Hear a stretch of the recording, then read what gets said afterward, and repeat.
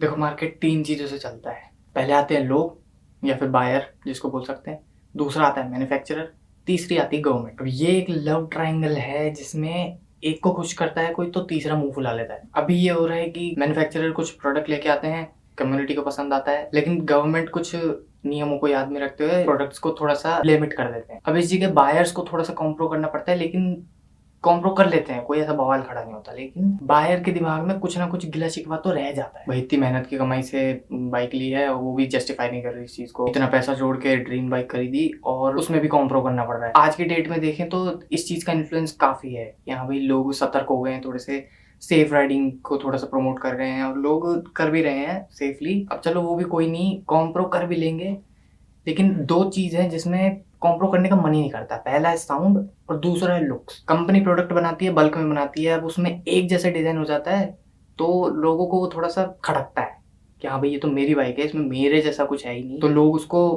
Customise करते हैं। ठीक है, ग्राफिक्स बदलवा लिए या फिर कुछ और उल्टा सीधा लाइट वाइट लगवा ली, वो भी अब तो खैर ऑक्सिलरी लाइट्स का काफी चल रहा है ट्रेंड, लेकिन वो यूजफुल है भी। बाइकर्स की यही मेंटेलिटी रहती है कि यार ठीक है, एस्थेटिक बढ़िया है, लुक्स बढ़िया है, एग्रेसिव लुक है या फिर बोल्ड लुक है, लेकिन इसमें मेरे जैसा कुछ भी नहीं है, मेरे जो केवल मेरे पास हो। इस चक्कर में काफी रैप करा लेते हैं या फिर कुछ और ग्राफिक्स बनवा लेते हैं। और यही सेम केस है आवाज के साथ। भाई ड्राइव करते टाइम बाइकर यही सोचता है कि हाँ भाई आवाज तो कम से कम अच्छी मिले। बीच में एक ट्रेंड चला था कि कान में ईयरफोन लगा के हेलमेट पहन के और मस्त अपने ड्राइव पे निकल जाते थे, लेकिन उससे फोकस लैक होता था और एक्सीडेंट के केसेस काफी बढ़ जाते थे, तो चलो वो भी बंद हो गया।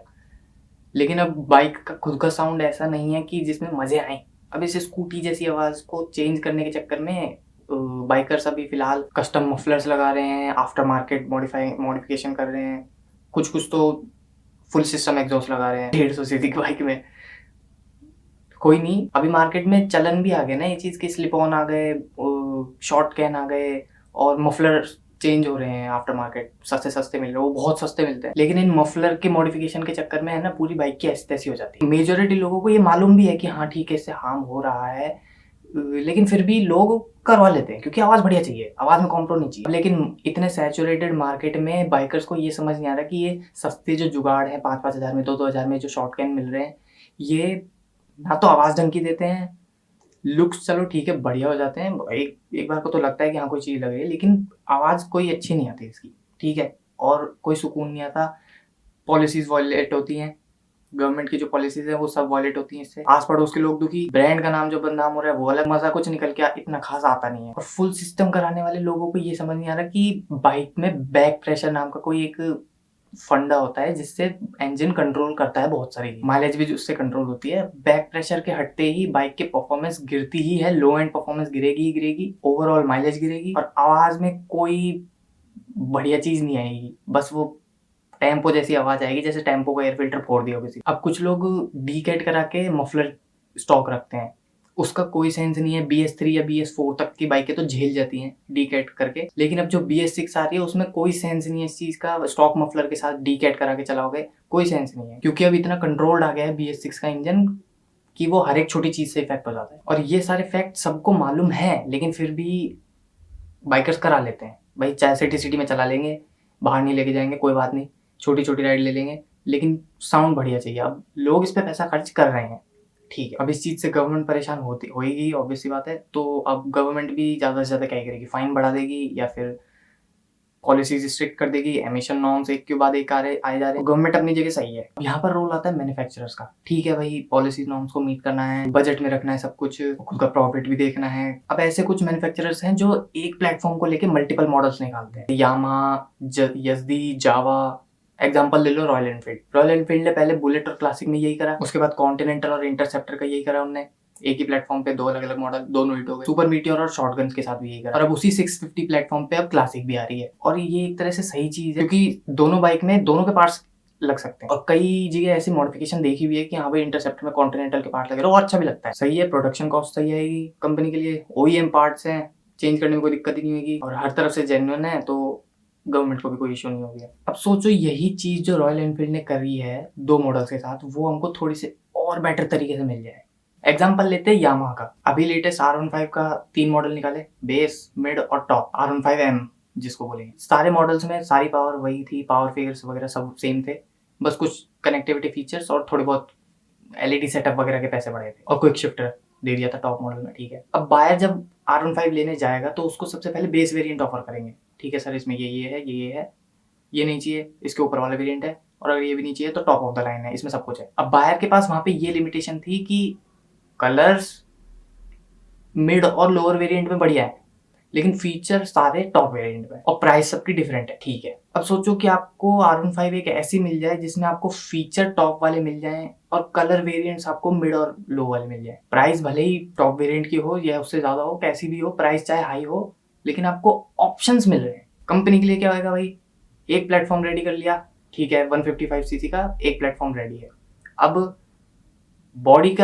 बॉडी कलर ऑप्शन दे दिए, लाइब्रेरी जो उस पे होगी अभी ग्राफिक्स वगैरह के तो थोड़े बहुत उसके ऑप्शन दे दिए, फीचर ऑप्शन दे दिए, और इन सब के अकॉर्डिंग प्राइस लिस्ट हो गई। जैसे मेरे को एक मैट ब्लैक वेरिएंट आता है गोल्डन रिम्स के साथ R15 में, वो वाला मुझको बॉडी का कलर चाहिए, और मीटर कंसोल मुझको टॉप वेरिएंट वाला चाहिए जो कलर्ड आता है। लेकिन अगर अभी प्रेजेंट में अगर मैं ऐसा करने जाऊं तो मुझको वो अवेलेबिलिटी नहीं मिलेगी, क्योंकि अगर मीटर कलर्ड कंसोल चाहिए तो उसके साथ आपको टॉप ऑफ द लाइन लेना पड़ेगा, जो कि मैट ब्लैक कलर में नहीं है, जो सिल्वर, रेसिंग सिल्वर और ब्लू कलर में आता है। लेकिन जो कलर मुझको चाहिए, मैट ब्लैक चाहिए, उसमें ये फीचर है नहीं। तो यहाँ पर हमारे पास लिमिटेशन काफी है। अब रॉयल एनफील्ड ले लो, रॉयल एनफील्ड चाहिए आपको।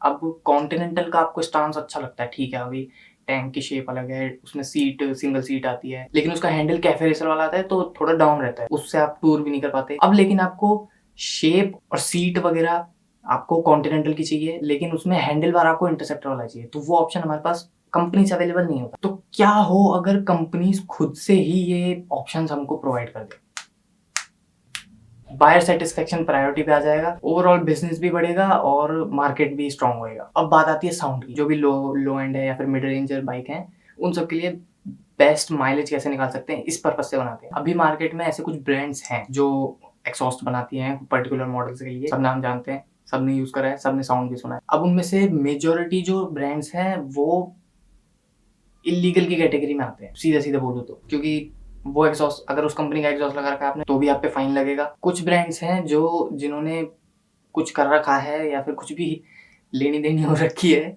जिससे उस पर फाइन नहीं लगता, कुछ कुछ बार वो एक्सेप्ट हो जाता है। व्हाट इफ कि ये जो मैन्युफैक्चरर्स हैं ये इन सब ब्रांड्स से टाई अप कर लें कि हाँ भाई हमारी बाइक में आपका एग्जॉस्ट रहेगा कंपनी फिटेड, और वो उसी हिसाब से ट्यून हो कि हाँ माइलेज भी वैसे भी निकल रही है, समवेयर अराउंड उतनी ही निकल जाए, चाहे कोई बात नहीं, लेकिन आवाज उसी एक्सॉस्ट की रहेगी जिस ब्रांड का है ये, और कोई एक्स्ट्रा ऐसे कोई चार्ज वार्ज नहीं लगेगा क्योंकि ये पहले से ही कंपनी में इंक्लूड होके आ रहा है। तो अब ये कंपनीज का और ब्रांड्स का टाई अप ऐसा हो जाए जो वैलिड भी हो। अब कुछ लोग होते हैं जो परफॉर्मेंस ECU लगवा लेते हैं या फिर कुछ भी अपग्रेडेशन ऐसी कोई ऑल्टरेशन हो जाती है करवा लेते हैं।